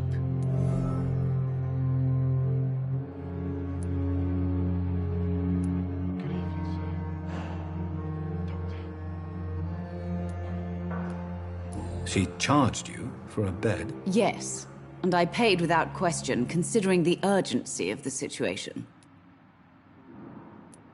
I share your concern, Mrs. Goswick. Be sure that I'll talk to the people involved. I don't expect compensation, Dr. Reed. But I'm aware such behavior would not be tolerated in other hospitals. What can you tell me about yourself, Mrs. Goswick? Not much to say.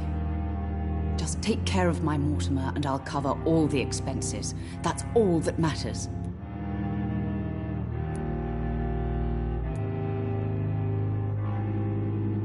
May I ask if you have an occupation, Mrs. Goswick? I'm a teacher by profession.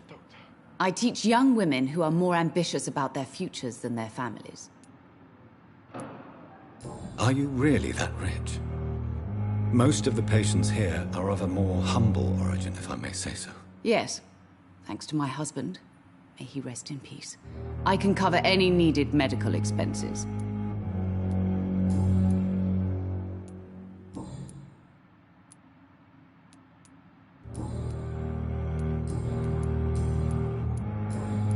Goodbye, Mrs. Goswick.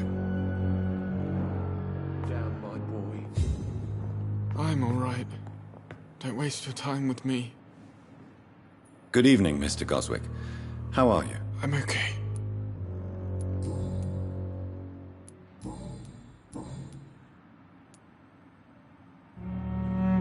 Why did your mother have you hospitalized here? She seems convinced this is a bad hospital. My mother just wants the best for me. She won't rest while I'm here. She'd go all the way to hell and back to help me.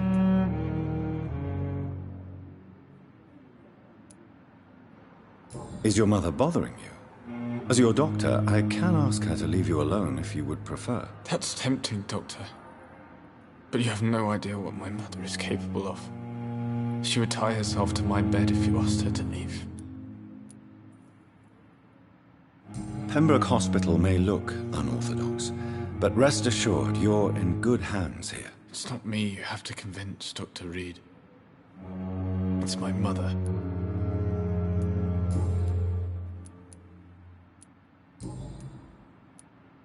I have to go now, sir.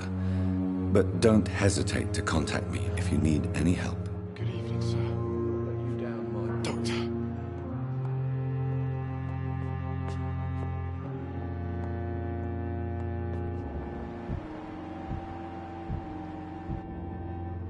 I'm all right. You always knew Don't waste your time with me. children, Helen. As for me, what a blundering idiot.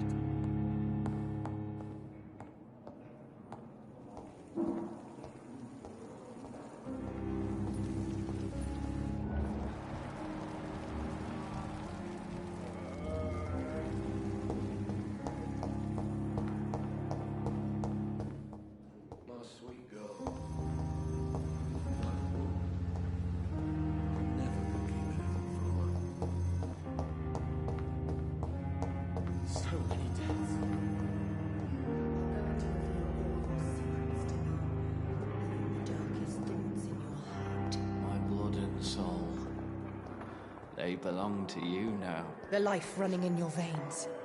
This dead flesh needs it. Oh, please spare me, Dark Queen. Spare your obedient slave.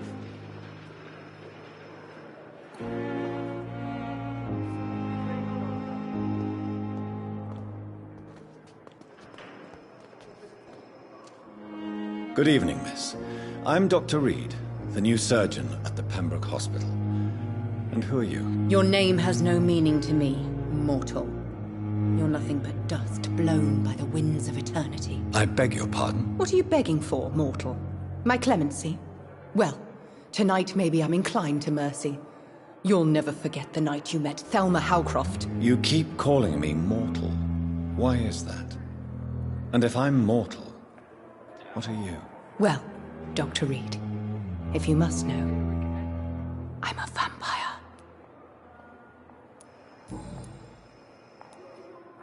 Who are you really, Miss Howcroft? I mean, apart from being a vampire. Is that not enough for you, puny mortal? What do you require? Proof of my powers? I'm curious to know who you were before becoming a vampire. No, it was such a long time ago, I don't remember. Centuries of unholy life can have strange effects on one's minds, you see?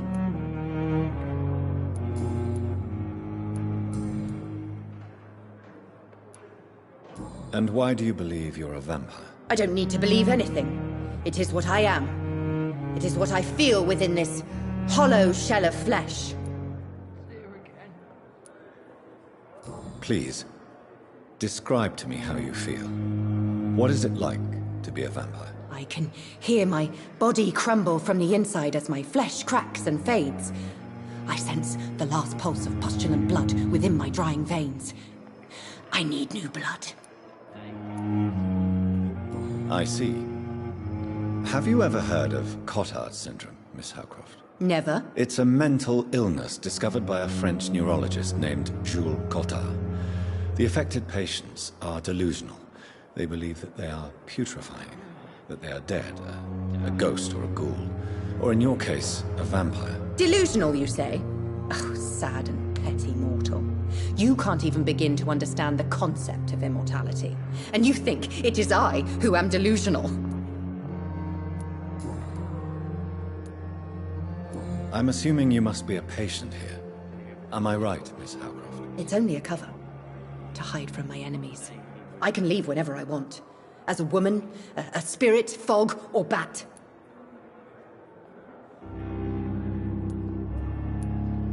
Who are these enemies you mentioned? Can you describe them? I cannot say for sure. But I sense their eyes on me from nearby.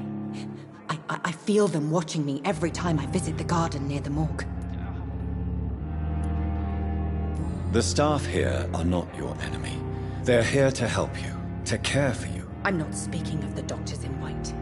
I'm speaking of the men and women who hunt me, for I am a vampire. I see. Don't worry. These people will not find you here. I'll personally make sure they leave you alone. Thank you, mortal, but do not interfere with them, for you are no match for those that hunt me.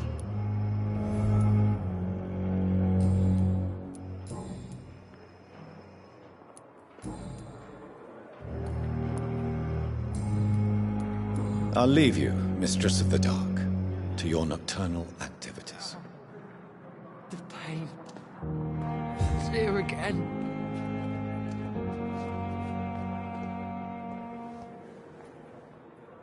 Time Good evening, has lost sir. its effect on me. Can I help you? Unless you're here to fix my face. No.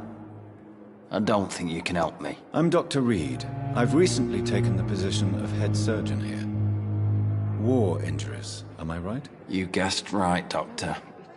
German shell took my pretty little mug right off. But they still call me Thomas Elwood.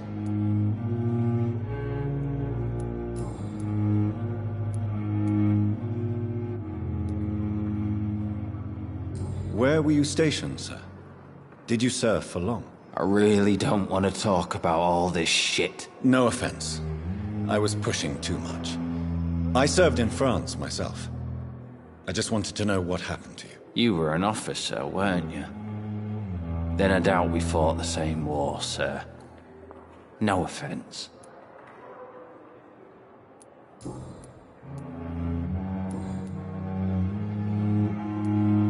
How is your stay with us, Mr. Elwood? Oh, it's bliss.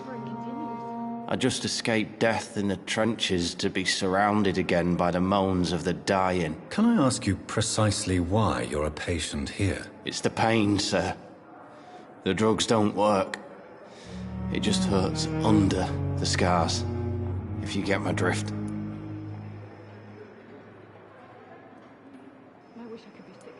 Who is treating you? Is someone in particular looking after your case? Nobody since the old and tired doctor spoke to me. Started to think I was forgotten about. Wouldn't blame you. You don't seem worried by that. My face hurts so much more when I smile or cry. I've learned it's easier not to speak. But be assured I'm smiling inside. Can I do anything for your pain? Nurses gave me a bunch of pills. No effect. Told you. It's like the flames are under my skin, burning away.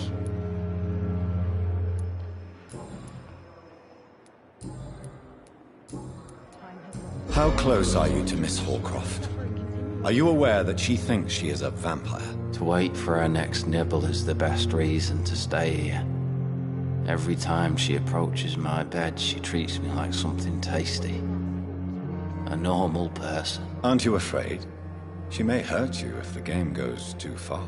She's quite harmless, I can assure you. Her head's broken inside is all. While I'm busted on the outside. But she's still beautiful. Living proof that there's hope for me.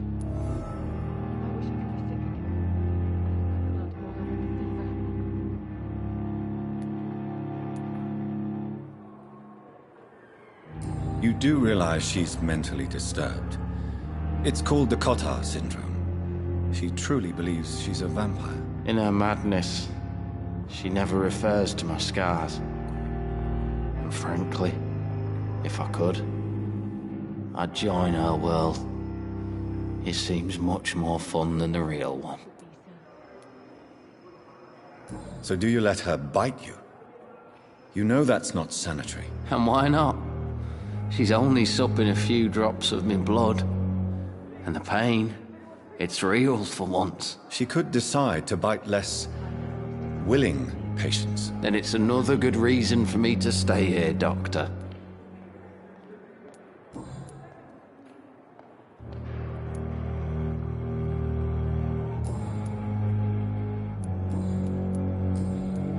Goodbye for now, Mr. Elwood. Fear and disgust on every street corner. The I wish I could daily be sick routine. again. Feel my blood boil with the fever.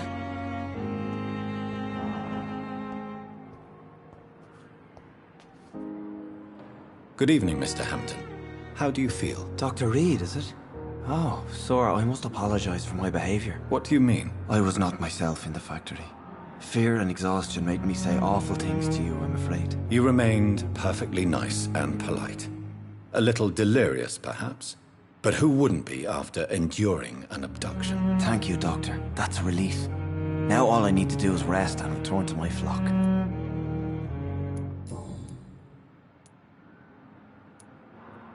How do you feel, Mr. Hampton? Medically speaking, I mean. I feel exhausted. Beyond exhaustion, actually. William drank so much of my blood in his madness. I feel empty. You're in good hands here. Dr. Swansea is well versed in blood transfusion, and I'm sure he'll take the best care of you. Thank you, sir. I believe all I need is rest, and then I can go back to the people who need me.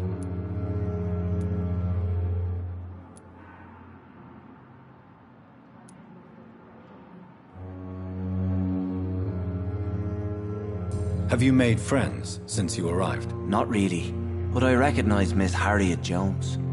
I knew her when she lived by the docks. That poor woman had such a miserable life. You never came to see her here at Pembroke? Receiving visits when sick can be an important part of the healing process, you know. We're not just bodies. You're preaching to the converted now, Doctor. To be truly honest, I thought she was dead. She left the docks many months ago.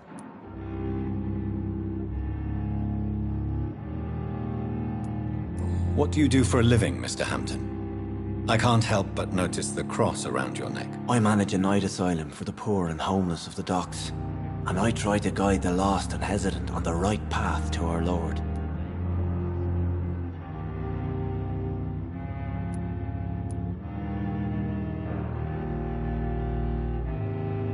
Why didn't you use your cross against William Bishop? To repel him somehow? That's a very strange question, Doctor. A cross is no magical token, if that's what you were trying to say. Not mine, anyway.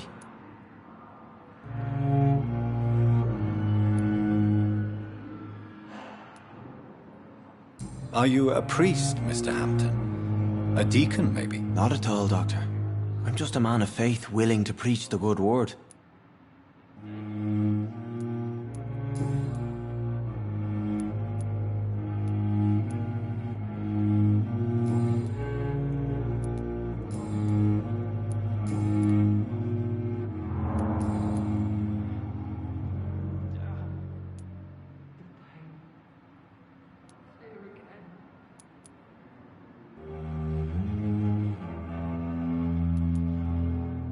Do you know Tom Watts, the bartender from the Turtle?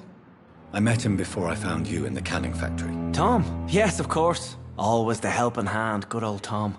Without men like him, corruption and despair would have wiped out the East End long ago.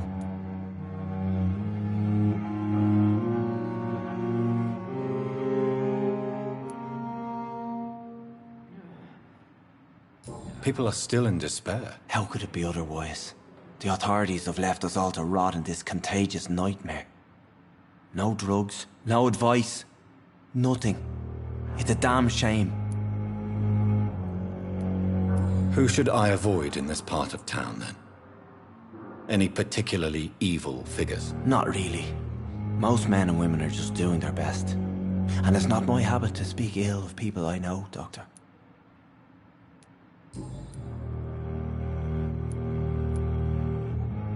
What is the general situation in the East End docks? The situation has always been tough, with a lot of tensions between the gangs and the dockers' trade union. The wet boot boys are very nervous since they lost their leader.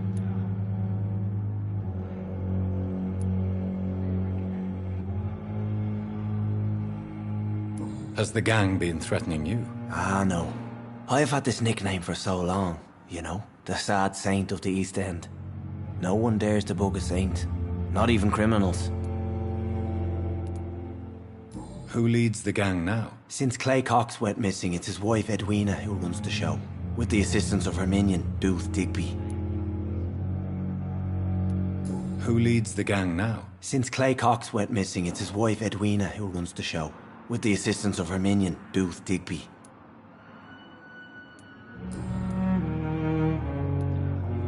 How did you end up in William Bishop's den? I had received alarming news about his recent behavior. I went to his place and he refused to let me go.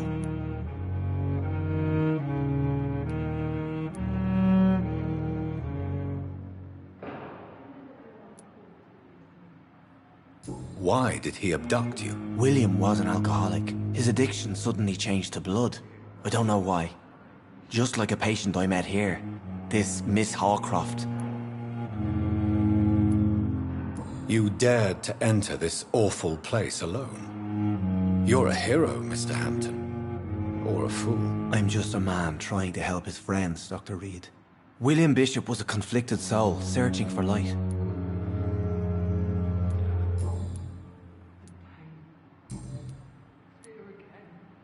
Goodbye, Mr. Hampton. We'll talk again later.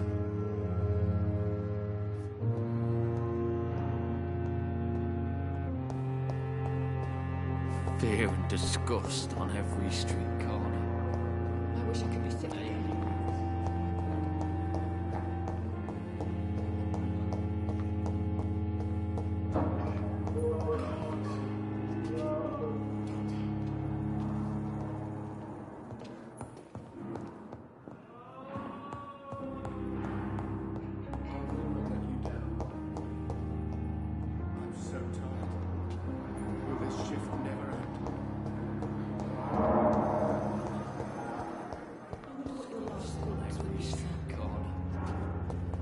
Daily routine.